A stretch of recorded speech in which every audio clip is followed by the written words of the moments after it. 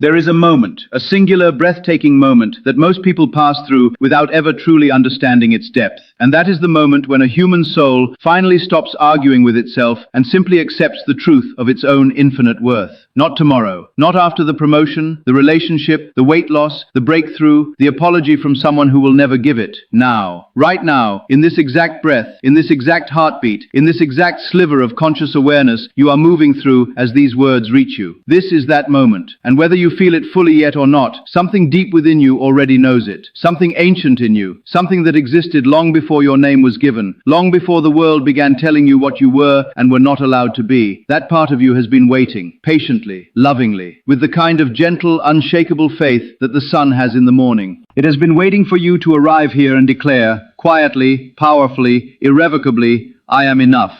Understand this. The words you speak to yourself are not merely sounds. They are not hollow affirmations you recite like lines in a script you don't believe in. They are the very architecture of your reality. Neville Goddard, one of the great teachers of consciousness who walked this earth in the last century, taught something that the ancient mystics knew long before him, that your imagination is not a tool, it is the very substance of God.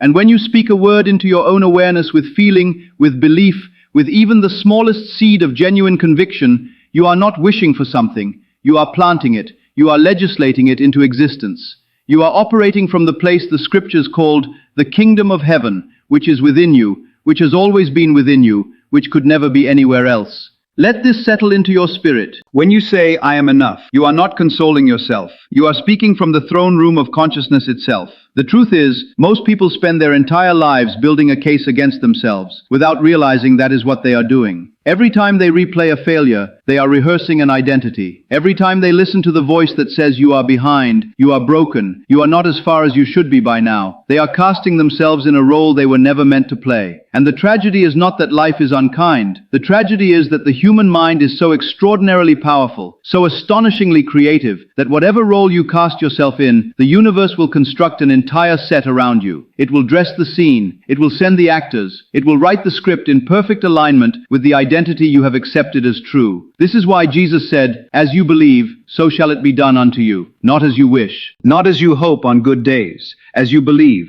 as you assume, as you allow yourself to settle into, deeply, quietly, in the private chambers of your own inner world where no one else can see. That is where your reality is actually being created, so feel this deeply. If you have been assuming lack, the world has been faithfully reflecting that assumption back to you, not as punishment, but as confirmation.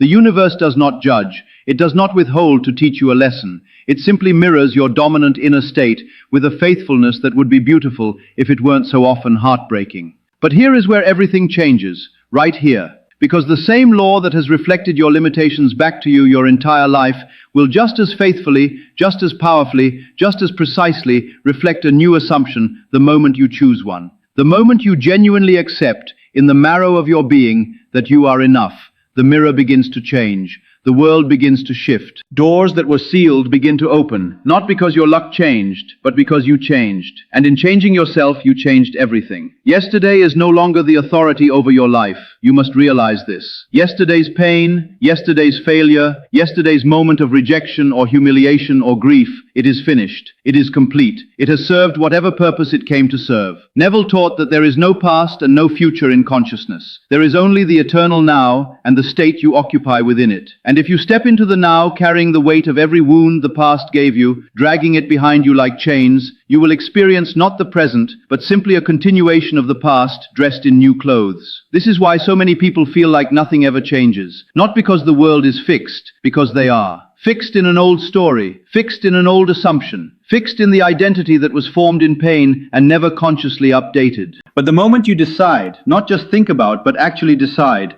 that the past is complete, that it has done its teaching, and you have received the wisdom it offered, that moment you are free. Genuinely, profoundly, spiritually free. And freedom is not a destination, it is a state of being. It is available now. Today is a gift. And I do not mean that in the way it appears on motivational posters above water coolers in offices. I mean it in the deepest, most mystical, most real sense of the word. Today is something that has never existed before and will never exist again. This specific arrangement of light and time and breath and possibility, This is unrepeatable. The ancient Hebrew tradition speaks of every day as a new creation, and there is a reason for that. Every morning is an invitation to begin again, not from where you are stuck, but from where you truly are, which is consciousness itself, which is the I am that Moses encountered at the burning bush, which is the creative power that speaks worlds into being. You carry that power, you are that power. And today, this unrepeatable gift of a day is the canvas. What will you paint on it? What identity will you inhabit as you move through these hours? This is not a passive question. It is the most urgent question a conscious human being can ask themselves. The limiting beliefs, the fears, the stories of not enough and too late, and who do you think you are? Understand this. They are not you. They are patterns. They are grooves worn into the mind through the repetition of fear, through the acceptance of other people's ceilings as your own. But a groove is not a law. A pattern is not your destiny. Neville said that you can revise any moment in consciousness. You can go back into the imagery of a painful memory and rewrite it. Not to deceive yourself, but to liberate yourself. To break the emotional charge that has kept you returning to the same experience in new forms. This is what true healing looks like at the level of consciousness. Not the processing of pain in an endless loop, but the deliberate revision of the inner world so that a new outer world can reflect itself into being. You are not your history. You are the awareness that contains your history. You are not your fear. You are the consciousness that watches fear arise and dissolve. You are not the voice that says you are not enough. You are the deeper silence beneath that voice. The I am that existed before the voice ever formed its first anxious whisper. And from that silence, from that deep bedrock of conscious awareness, you can speak a new word. You can assume a new state. You can say, with the full authority of the creative power that lives within you, I am enough. I am worthy. And in saying it with feeling, in letting those words move through you like warm light through still water, you are not pretending. You are remembering. You are not performing positivity. You are awakening to what was always true. Let this settle into your spirit.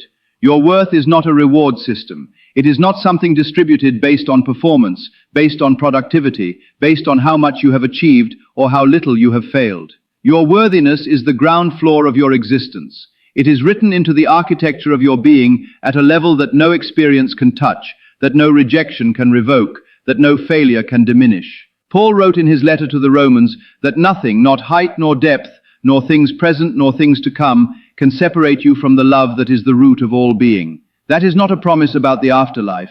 That is a description of your present reality. The love that the scriptures point to is not something outside of you waiting to be earned. It is the very substance of what you are. And recognizing that, truly recognizing it, not as a concept but as a felt reality, is what the mystical traditions have always called enlightenment. Your mind, the instrument through which consciousness operates in this world, is vastly more powerful than the doubting voice inside it would have you believe. Every fear that arises is an invitation, not to run, not to suppress, not to negotiate with, but to look at directly, with the calm authority of someone who knows that consciousness itself cannot be threatened. You must realize that fear is always about an imagined future or a relived past. It has no foothold in the present moment. And the present moment is the only place where your creative power actually lives. This is why the great teachers across every tradition have pointed toward the now, not as a philosophy, but as a practical spiritual technology. When you return to this breath, this moment, this immediate experience of being alive, fear loses its oxygen. Anxiety cannot sustain itself in the presence of true presence. And from that quiet, grounded, fully present awareness, you can move forward not in panic, but in power. Feel this deeply. The desires that live in your heart are not accidents. They are not vanity. They are not distractions from some purer spiritual life.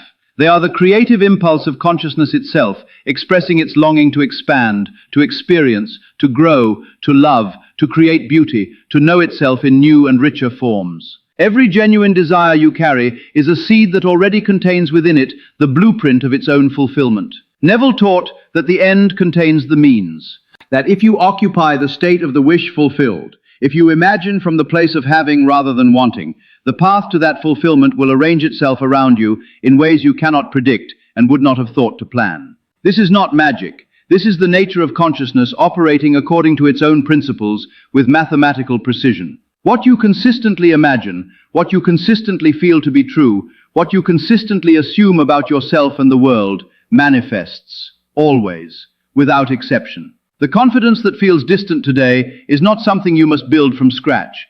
It is something you must uncover. It is already woven into the fabric of who you are. It was simply buried under layers of assumption, under the sediment of years of being told who you were by people who were also buried under their own sediment. But beneath all of that, clear and bright and completely intact, is the self that was never damaged. The self that the mystics call the true self, the Christ within, the Atman, the divine spark, the I am. That self is enough. That self has always been enough. And today, in this moment, that self is awakening more fully to its own reality, its own power, its own infinite and unconditional worthiness. This is your day, this unrepeatable, magnificent, quietly miraculous arrangement of moments that no one else will ever move through but you. And as you move through it, you carry with you something that no circumstance can take from you. The knowledge, alive in your body, resonating in your cells, settled deep in the chambers of your heart, that you are enough exactly as you are, and also becoming more. That your desires are valid and on their way to you. That your mind is powerful beyond what your doubts would ever admit. That the universe is not working against you but with you, always, faithfully, precisely in alignment with the deepest assumptions you hold about yourself. Change those assumptions and you change everything. Soften into worthiness and the world softens around you. Stand in your power with a quiet, unshakable confidence and watch how the people, the opportunities, the synchronicities, the moments of unexpected grace begin arriving from directions you had stopped looking. You are not waiting to become enough. You already are. You are not waiting to be worthy of love. You already are loved by the very source of existence. You are not waiting for permission to dream boldly, to pursue what lights you up, to take up space, to speak your truth, to rest without guilt, to celebrate your small victories with genuine joy. The permission has always been yours. It always was. And today, right now, in this breath, in this heartbeat, in this sacred and unrepeatable moment, you accept it, you claim it, you live it. Not someday, now.